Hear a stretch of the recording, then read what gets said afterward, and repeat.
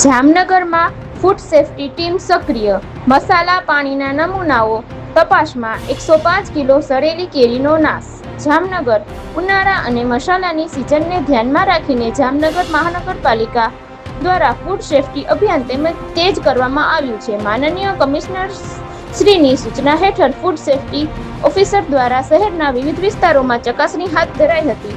શહેરમાંથી અંદાજે 12 જેટલા મસાલાના નમૂનાઓ તેમજ 2 ગોળાના નમૂનાઓ એકત્રિત કરી વધુ તપાસ માટે વડોદરાની ફૂડ એન્ડ ડ્રગ લેબોરેટરીમાં મોકલવામાં આવ્યા છે. ઉપરાંત દરેક વિસ્તારમાંથી 1 લૂઝ પીવાના પાણીનો નમૂનો બેક્ટેરિયોલોજીકલ તપાસ માટે જામનગરની પબ્લિક હેલ્થ લેબોરેટરીમાં મોકલવામાં આવ્યા છે. આ તમામ રિપોર્ટ મળ્યા બાદ FSSAI 2006 અને નિયમો 2011 મુજબ આગળની કાર્યવાહી હાથ ધરાશે.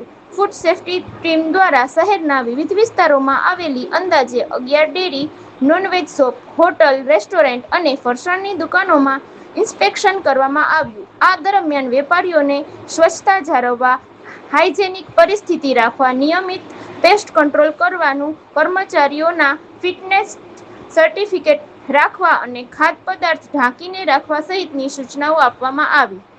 આ ઉપરાંત સુભાષ માર્કેટ અને વેરશીવાડાના ઢારિયા વિસ્તારમાં આવેલ કેરીના 15 ગોડાઉનમાં પણ ચેકિંગ હાથ ધરાયું. તપાસ દરમિયાન 105 કિલો જેટલી સડેલી કેરી મળી આવતા તેનો નાશ કરવામાં આવ્યો. વેપારીઓને કાર્બાઇડનો ઉપયોગ ન કરવા અને સ્વચ્છતા જાળવવા કડક ચેતવણી આપવામાં આવી. ફૂડ સેફ્ટી શાખા દ્વારા ઓનલાઈન, ઓફલાઈન અને ટેલિફોનિક મળતી ફરિયાદોનું પણ ઝડપથી નિરાકરણ કરવામાં આવી રહ્યું છે.